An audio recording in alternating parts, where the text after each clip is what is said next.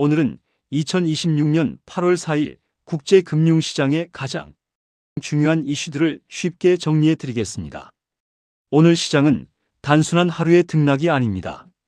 트럼프 대통령의 중동 정책, 미국과 일본의 환율 공조, 미국 제조업 회복, 중국 경기 둔화까지 앞으로 우리나라 주식시장에도 큰 영향을 줄 수 있는 뉴스들이 한꺼번에 나왔습니다. 지금부터 핵심만 하나씩 살펴보겠습니다. 첫 번째, 트럼프 이란 봉쇄는 합의할 때까지 계속된다. 가장 큰 뉴스입니다. 트럼프 대통령은 이란과 협상이 이루어질 때까지 해상 봉쇄를 계속하겠다고 다시 한번 선언했습니다. 특히 호르무즈 해협은 미국 해군이 완전히 통제하고 있다고 강조하면서 합의하거나 항복하지 않으면 아무것도 통과하지 못한다. 라는 강경한 입장을 내놓았습니다. 문제는 이란이 미국의 협상 제안을 다시 거부했다는 점입니다. 이 때문에 미국과 이란의 긴장감은 쉽게 끝나지 않을 가능성이 커졌습니다. 실제로 사우디아라비아의 유조선들도 홍해를 통과하지 못하고 아프리카 남단으로 우회 운항하고 있습니다. 중동 리스크는 여전히 살아있는 셈입니다. 그런데 유가는 오히려 크게 떨어졌습니다. 보통 중동 긴장이 커지면 유가는 상승합니다. 하지만 이번에는 반대였습니다. 브렌트 유가 하루 만에 약 4.7% 급락했습니다. 왜일까요?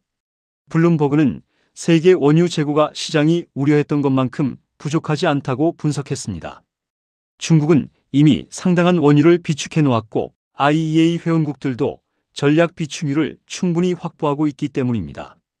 즉, 공급 충격은 있지만 아직은 감당 가능한 수준이라는 판단이 나온 것입니다. 유가가 떨어지면서 인플레이션 우려도 함께 완화됐습니다. 두 번째, 미국 증시는 다시 최고치를 향해 달렸습니다.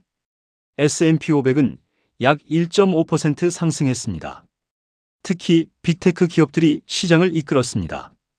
AI 투자 확대, 반도체 수요 증가, 기업 실적 호조가 상승의 원동력이었습니다. 팩트셋에 따르면 미국 S&P 500 기업들의 2분기 순이익은 무려 47% 이상 증가할 것으로 예상됩니다. AI 산업이 미국 경제를 계속 끌고 가고 있다는 의미입니다. 다만 일반 소비자들은 여전히 높은 금리와 높은 생활비 부담을 겪고 있다는 점은 부담 요소로 남아 있습니다. 세 번째, 미국 제조업이 살아나고 있습니다. 오늘 발표된 ISM 제조업 PMI는 55.6을 기록했습니다. 무려 50개월 만에 최고치입니다. 신규 주문, 수출, 고용이 모두 증가했습니다. AI 데이터 센터 투자 확대와 중동 사태를 대비한 선주문 증가가 영향을 준 것으로 분석됩니다. 여기에 뉴욕 연방준비은행의 존 윌리엄스 총재는 인플레이션은 점차 둔화되고 있으며 현재 금리 정책이 적절하다고 평가했습니다. 즉, 미국 경제는 경기 침체보다 연착륙 가능성이 더욱 높아지고 있다는 신호로 해석됩니다. 네 번째, 미국과 일본이 손을 잡았습니다. 이번 뉴스 가운데 의외의 장면입니다. 미국이 일본과 함께 엔화 방어에 직접 나섰습니다. 미국 정부는 수십억 달러 규모의 시장 개입을 통해 유로화를 팔고 엔화를 매수한 것으로 알려졌습니다. 왜 이런 행동을 했을까요? 가장 큰 이유는 미국 국채시장 안정입니다. 일본이 엔화를 방어하기 위해 보유 중인 미국 국채를 대량 매도하면 미국 국채 금리가 급등할 수 있습니다. 이를 막기 위해 미국도 함께 시장에 개입한 것입니다. 하지만 전문가들은 한 가지를 지적합니다. 이런 시장 개입은 일시적인 효과일 뿐이며 결국 일본은행이 금리를 올려야 엔화 강세가 지속될 수 있다는 것입니다. 앞으로 일본의 추가 금리 인상 가능성도 높아지고 있습니다. 다섯 번째, 중국 경제는 다시 둔화 조짐을 보였습니다. 중국의 7월 제조업 PMI는 4개월 만에 가장 낮은 수준을 기록했습니다. 생산과 신규 주문이 모두 감소했습니다. 반면 중국 인민은행은 시장 유동성을 충분히 공급하겠다고 발표했습니다. 필요하면 언제든 경기 부양에 나서겠다는 뜻입니다. 하지만 아직까지는 중국 경기 회복 속도가 기대만큼 빠르지 않습니다. 우리나라 수출에도 영향을 줄 수 있는 부분입니다.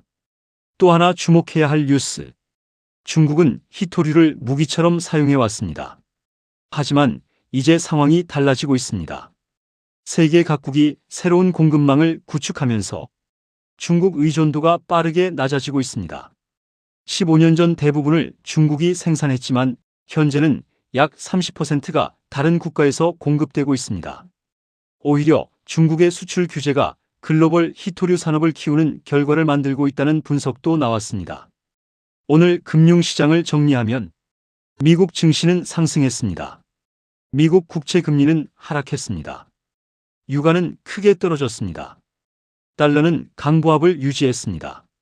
반면 우리나라 코스피는 전일 대비 약 5% 넘게 하락하며 상대적으로 약한 모습을 보였습니다. 원달러 환율은 다시 1430원대로 올라와 외국인 자금 흐름에도 영향을 줄 가능성이 있습니다. 오늘 시장은 단순히 증시가 올랐다, 내렸다가 핵심이 아닙니다. 앞으로 투자자들이 반드시 지켜봐야 할 변수는 5가지입니다. 첫째, 미국과 이란의 협상이 언제 재개될 것인가? 둘째, 국제 유가가 추가 하락할 것인가? 셋째, 미국 연준의 금리 인하 시점은 언제가 될 것인가? 넷째, 일본은행이 금리를 추가 인상할 것인가? 그리고 마지막으로 중국의 경기 부양 정책이 얼마나 효과를 낼 것인가입니다. 이 5가지가 앞으로 삼성전자와 SK하이닉스를 비롯한 국내 증시의 방향을 결정할 가능성이 매우 큽니다. 앞으로도 매일 아침 가장 중요한 국제 금융 뉴스를 쉽고 빠르게 분석해 드리겠습니다. 영상이 도움이 되셨다면 좋아요와 구독, 그리고 알림 설정까지 부탁드립니다. 감사합니다.